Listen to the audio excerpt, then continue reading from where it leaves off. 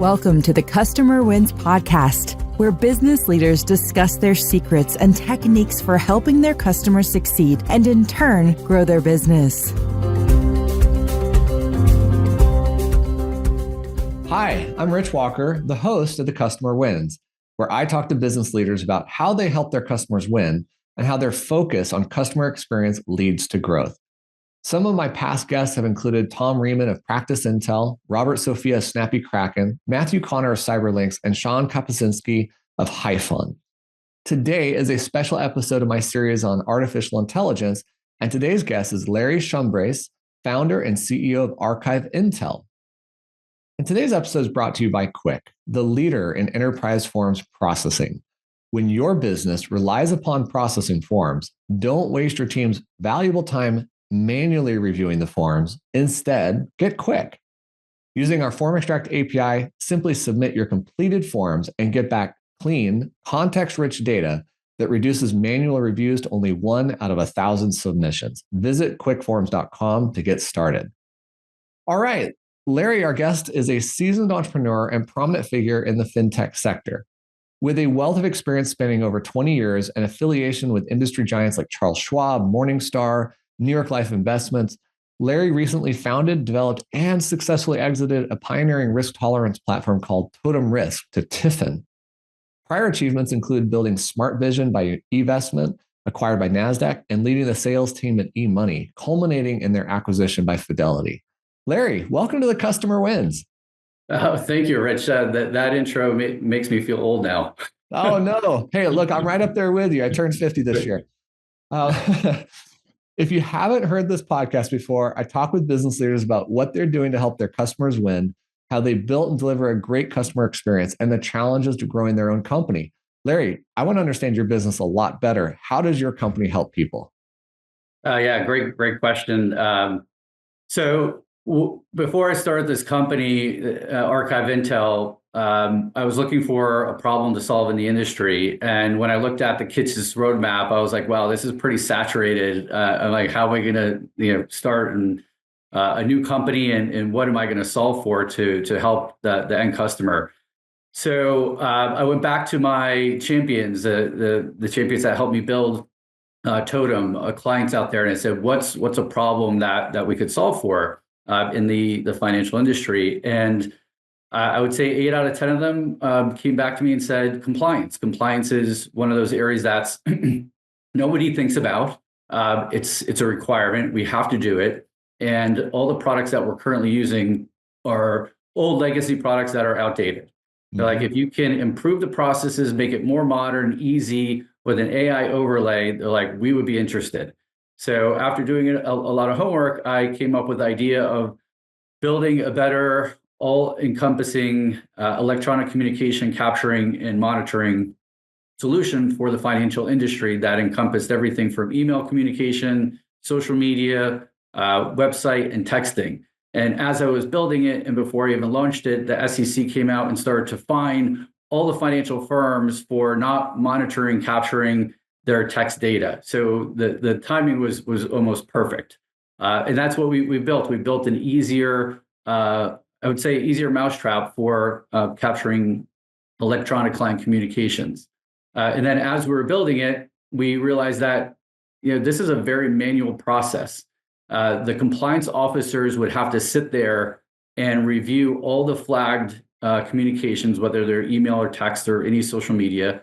And when you look at these firms, whether they're a small RIA or a large broker-dealer insurance company, you're talking about hundreds of emails or communications, all the way up to the larger firms where there's hundreds of thousands of communications.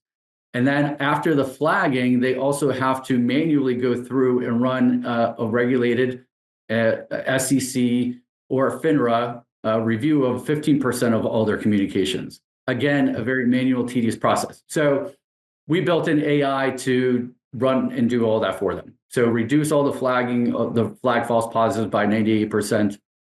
Wow. And we built in an AI agent that will run the random review for them. They could schedule it, set it and forget it, and it's done.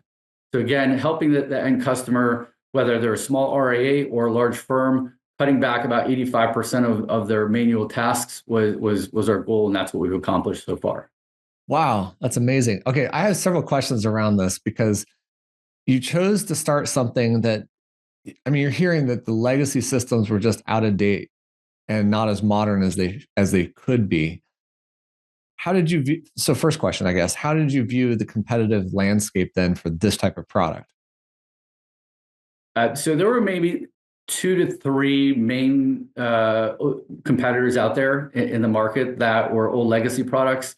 I reviewed them. I looked at them with other financial advisors. I saw the workflow, the UI, how difficult it was to maneuver, and then asked a lot of questions like, how can we make this better? And then also in the back of my mind, I'm thinking, wow, these are really bad. Like these, I mean, when I log in and I can't figure it out, and I've been in tech for over 20 years, I'm like, wow, this is not a good customer experience or client experience. So right away, I'm like, I can make this better, just the UI alone, and the workflows. And then second was, all right, what else is bothering you with them? And then I found that the cost was really high. They couldn't even just run a report. You couldn't run a report. I mean, I mean, we're in 2024, 2025. How do you not just run a report and export your own data? No, it gets worse. You have to pay them to run a report, and then you have to pay them to get your data out. And Wow. and it's not cheap. It's really expensive. So right there, I'm like, these companies don't get it. Like they're way out of date. So that was really the light bulb that went off. I'm like, we could have something here. I mean, that sounds like 1990s philosophy of software. We own It, your it, data, we control everything, you pay us, et cetera. What do you, I mean, you're a business person, you're an entrepreneur. What do you think it is that it kept these companies from modernizing and keeping up with what user experiences should be like?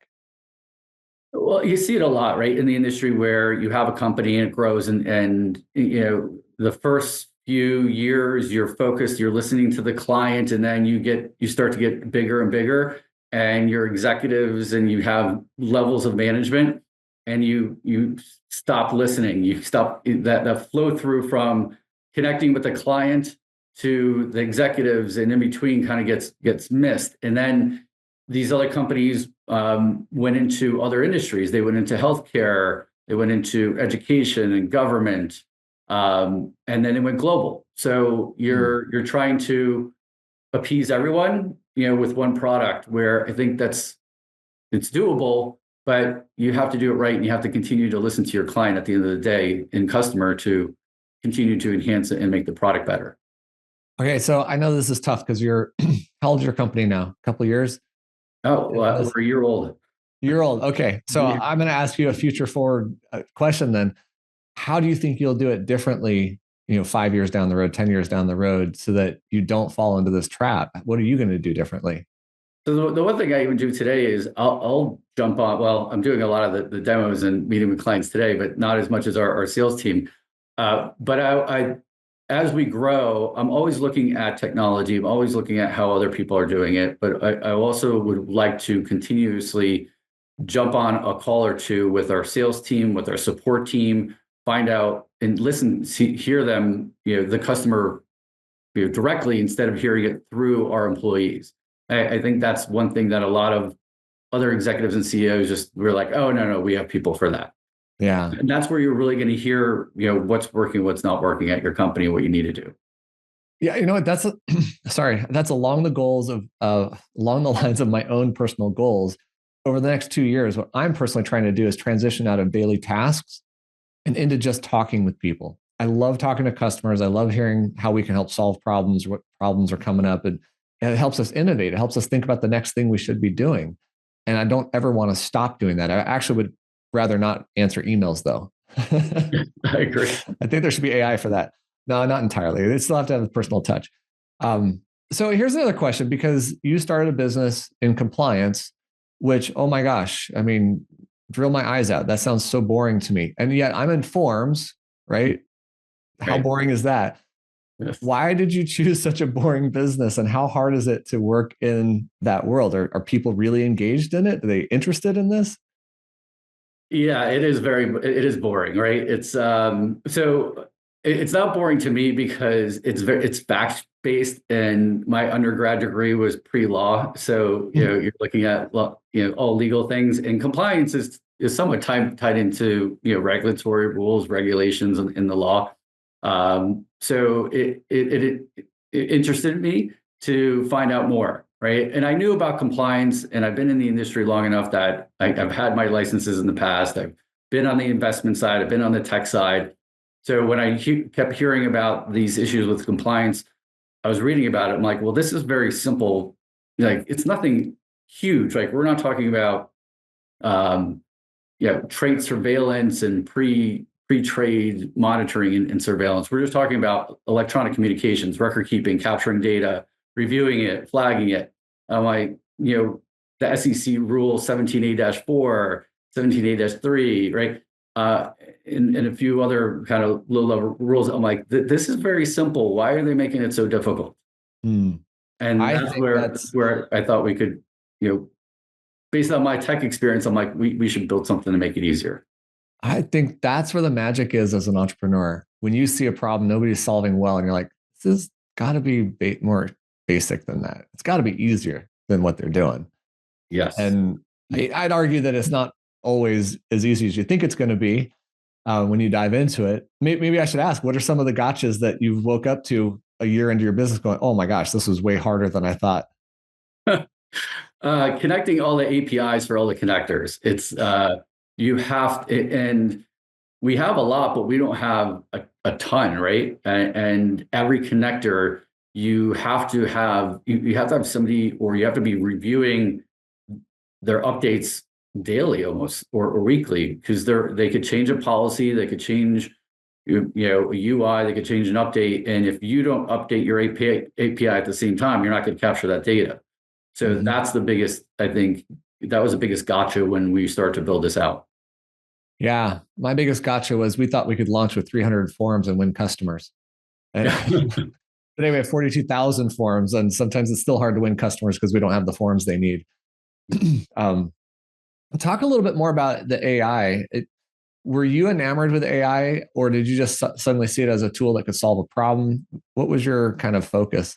Yeah, because I'm a little tech geeky, I in my last product, we had machine learning, right? So we were bringing in data for a simple risk tolerance questionnaire that had 12 questions. And really, we only had to answer. At the end of the day, we could have just said, here's one question for your client. The rest of it we're pulling from machine learning, from data that's already out there. And the one question was around, client preferences, because preferences change all the time. So, today your preference, the sun's out, your markets are up, you're having a great day. Your preference could be, I could take on more risk today than, the next day could be raining out, the market's down, you're having a bad day. You answer the same question, you'd be like, no, I'm more conservative, right? So based on preferences, we're like, that's really the only question you have to ask. The rest of it's risk capacity, right? How much risk are you willing to take based on your life situation and your goals? And all that data we could pull in from financial planning tools, other public information, et cetera. So that's where I started to get into machine learning and AI. And then I even I got into the crypto space as one of my failed entrepreneur gigs, where back in 2017 with Bitcoin and everything, I was like, I love blockchain. I love how this is working. Let me build a hedge fund that's 50% tied to digital gold, and the other 50% is allocated toward the top 10 cryptos, right? Unfortunately, the regulators here in the U.S. weren't ready for that, and I don't think anyone really was at the time, so I shelved it. But between blockchain and AI, once I started looking at the workflow of how the compliance officers and analysts were reviewing electronic communications, I'm like, there's just so much in here that we could do with AI to make your life so much easier and not really even have to think about this. And that's what I'm always thinking about with AI. So we have on our we just hired another full-time data scientist to come on and help build it out even more, because those ideas are coming. They're kind of just always there, and we're always trying to figure out, okay, what else can we add that will make their life easier. And one that we're working on right now is market review. Hmm. So one of the hot topics in AI right now is agents. Yes. And I don't think there is a settled definition of what an agent is. So my own perspective on agents, and I've not built one, but my own kind of thinking is it is any kind of AI that's performing a process. It's doing a workflow, it's doing a series of steps versus just giving you back feedback on, knowledge or something. Have you guys started playing with agents? Is that on your roadmap? We already built out our AI agent for our random review process. And the way that it works is today, if you are in all the products, you'll go in and say, all right, we need to run a random review of 15% of all the electronic communications on our email, LinkedIn, Teams, text message with iMessage, and our website. And then it performs that. Here's your random review. And here's 100,000 emails or whatever it is, depending on the size of your firm, that you have to then click through each and every one of them and say, I reviewed this, and then save it, right? So you can imagine just, the time to just sit there and such a, mindless task that you have to perform as a compliance officer. So with the AI agent, what the AI agent is doing, you're telling it, I want to run a daily random review of 10, 15, whatever percent you want on all your communications. You could select the channels that you have, and you could select the time frame, or you could just say daily or weekly or monthly. And you could say, I want AI to run this with the AI agent, and it's done. And then it just sets it and it runs it for you. And then it tells you that it's completed when that random review is done. And better yet, then the AI is also double checking the AI that ran before through all of your electronic communications to see if it may have missed something. And if it did, then it moves it to an escalated folder and alerts that compliance officer. Nice. Or advisor. That is awesome. Do you think, given the nature of the work, do you think there's a possibility we won't need humans in compliance in the long run? No, we'll always need humans in compliance. The AI is never going to catch everything, right? You could train it, you could put in the rules and models and the LLMs and use Llama 3 and whatever the latest technology is or large language model. But at the end of the day, it's not going to catch everything. It's going to catch a lot, but not everything. So you're still going to need that compliance officer or advisor or someone reviewing the information. Yeah. But you're definitely going to get rid of the menial work, the tasks that. Oh yes, all the old school manual tasks. Yeah, you can get rid of. And trust me, they're happy to get rid of those because it's regulated. They have to do it, and no one wants to do it. Right? Yeah.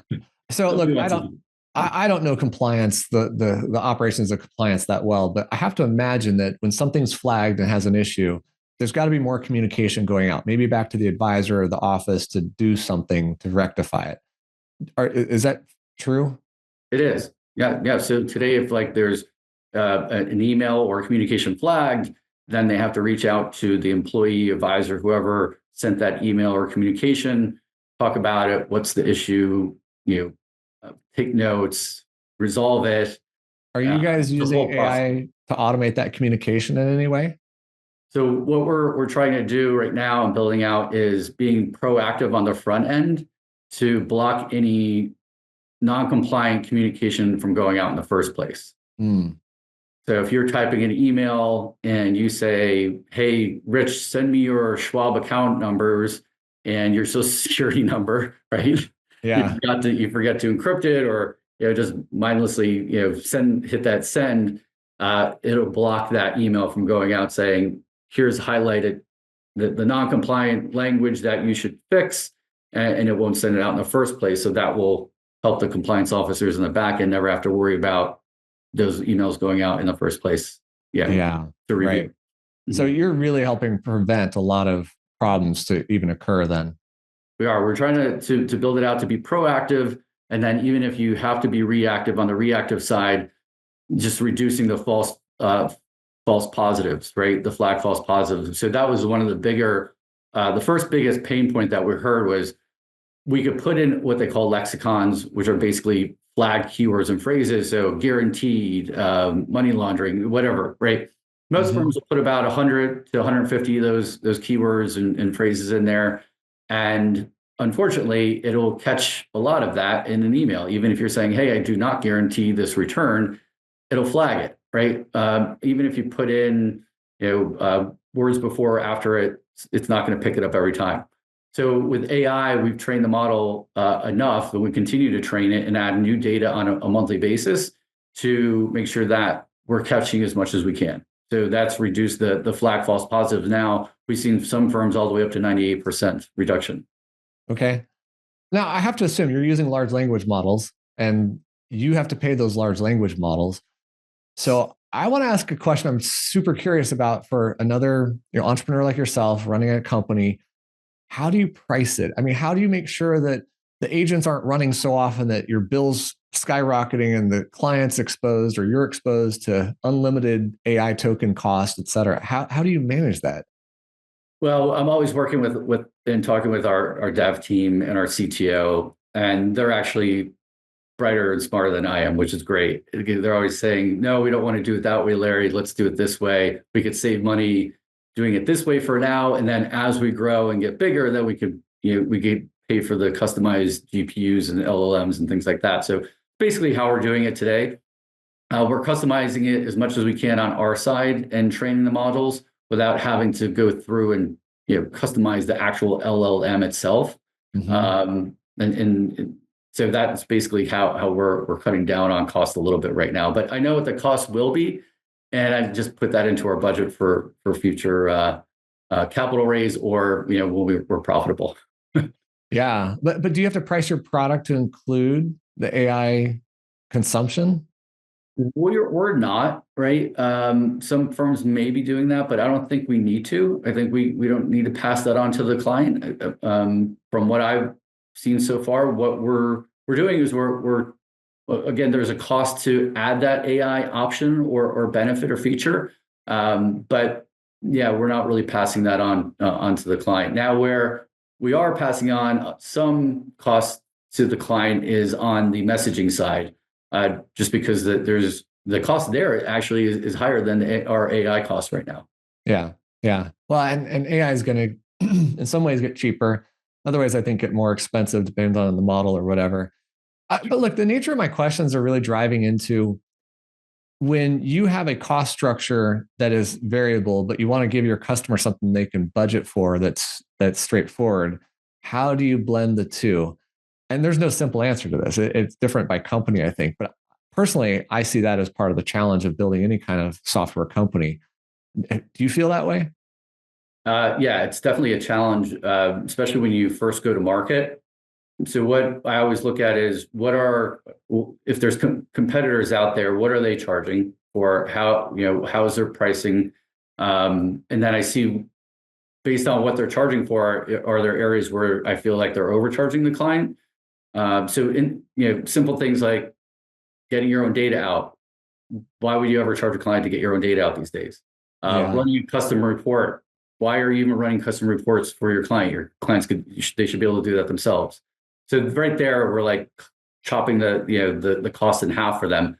And then a lot of the other competitors I was looking at that had these long-term enterprise contracts where the fees kept going up, where your early entry fee is lower, but year 2 it's higher, year 3 it's like triple of what you initially paid for it.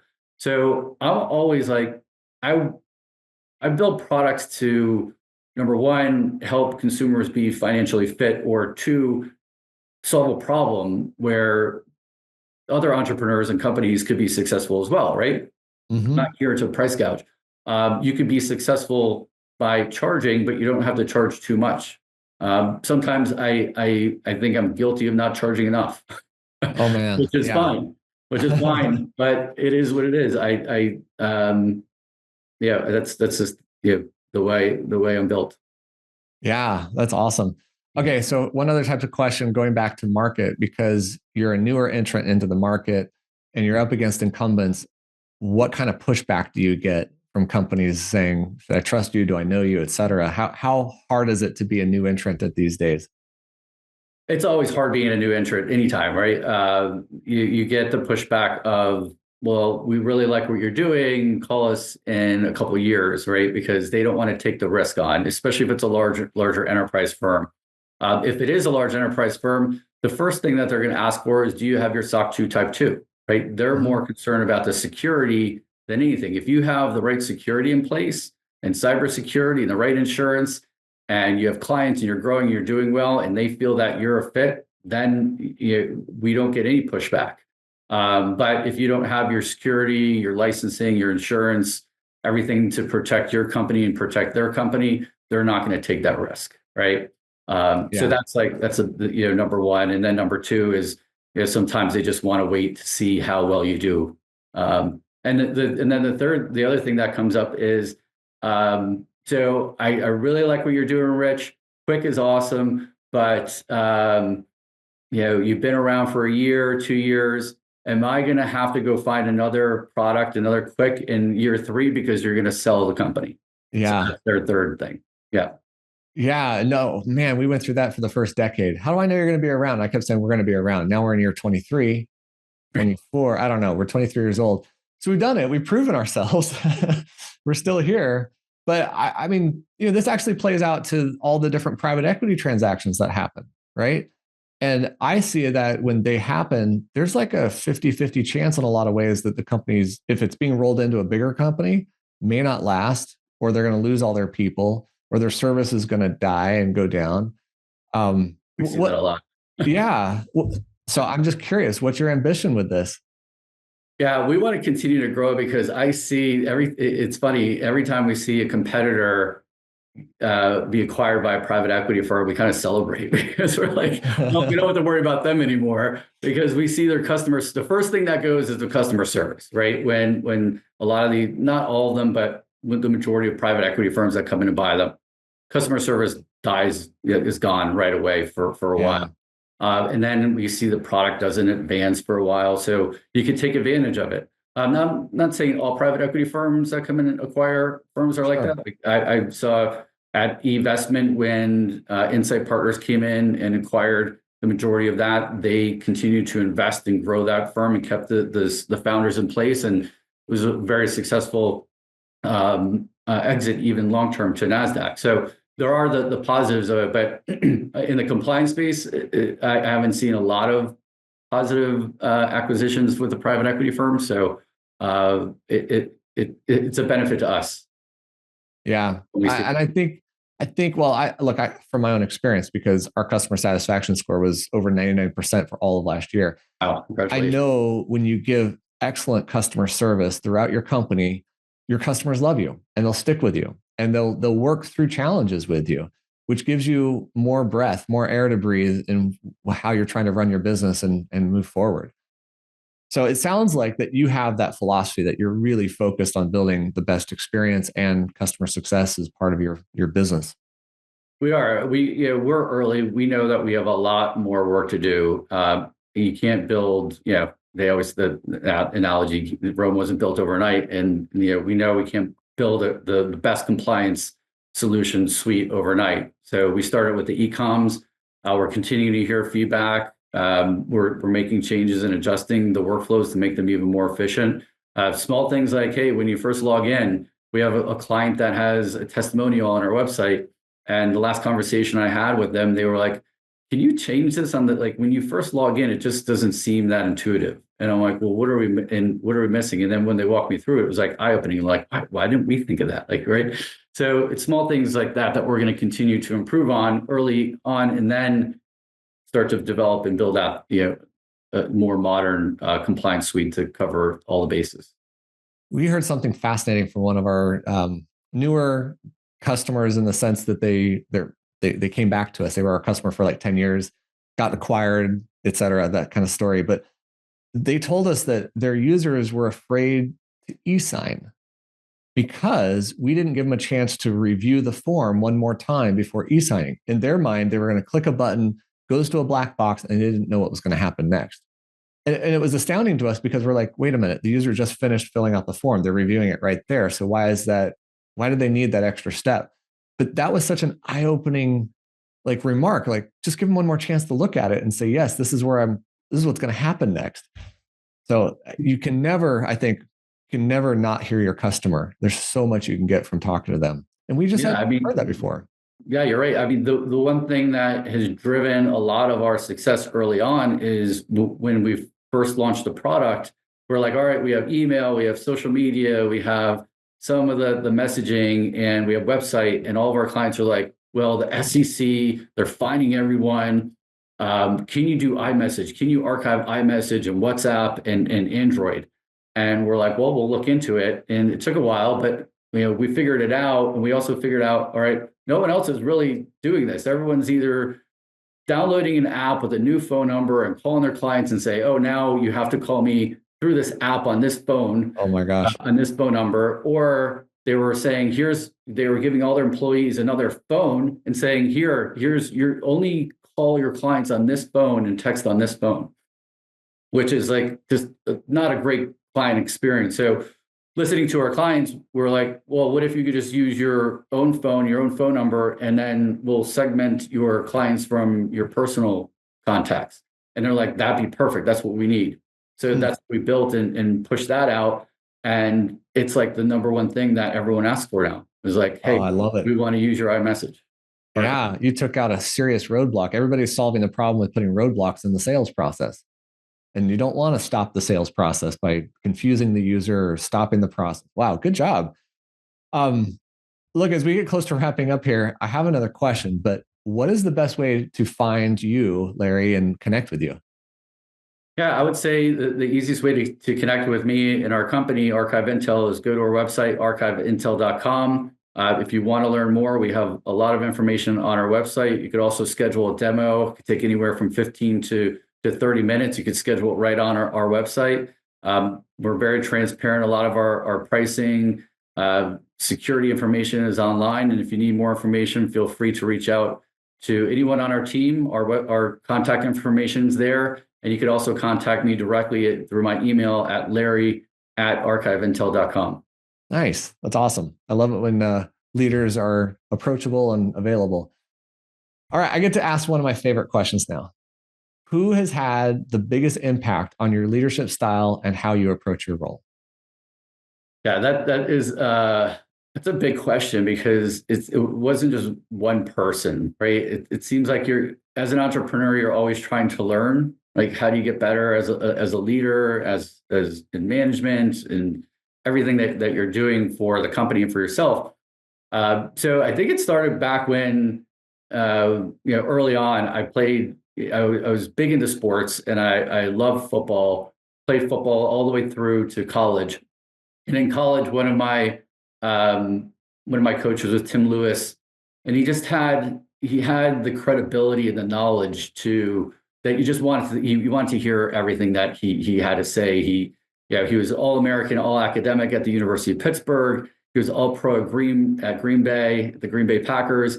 And then to have him as your coach, as a defensive back, I just learned a lot from him, from leadership to everything that he did in his career. And then as I got into away from college and the fun part of life into the growing up and being more mature and responsible part, a few people that come to mind. One was Charlie Clark at eMoney, just how he led such a big team, internal, external sales, tying in marketing, customer service, really working with management and the employees. I learned a lot from him. He was a great mentor at eMoney. And then really where I got the knack in I'd say the itch, or I don't know, the risk in me to take the risk to be an entrepreneur and start my own company was through Jared Stoller at eVestment. He really gave me like a crash course MBA on how to be an entrepreneur and start a company and build it. And as I was building out Smart Vision for eVestment, he literally said, you need to pitch this to the founders. Like, this isn't something we invested in you, but now we need you to deliver. And instead of just putting the onus all on me, he kind of gave me the blueprint. Like, this is how it works. Now figure it out. I give a lot of credit to Charlie Clark and Jared Stoller. And I had Charlie Clark on my show. Did you really? With FP Alpha, right? Yes, yeah, he's with FP Alpha now. Yeah. Yeah. So he's great, man. I really like him. And the brief moments I've had with him, I've learned from him and been inspired by him. Wow. That's awesome. Larry, Larry, thank you so much for being on the show. I want to say thank you to Larry Shumbres, founder and CEO of Archive Intel, for being on this episode of The Customer Wins. Go check out Larry's website at archiveintel.com. And don't forget to check out Quick at quickforms.com, where we make processing forms easy. I hope you enjoyed this discussion. We'll click the like button, share this with someone, and subscribe to our channel for future episodes of The Customer Wins. Thank you so much for joining me today, Larry. Thank you, Rich. It was a pleasure. Thanks for listening to the Customer Wins podcast. We'll see you again next time, and be sure to click subscribe to get future episodes.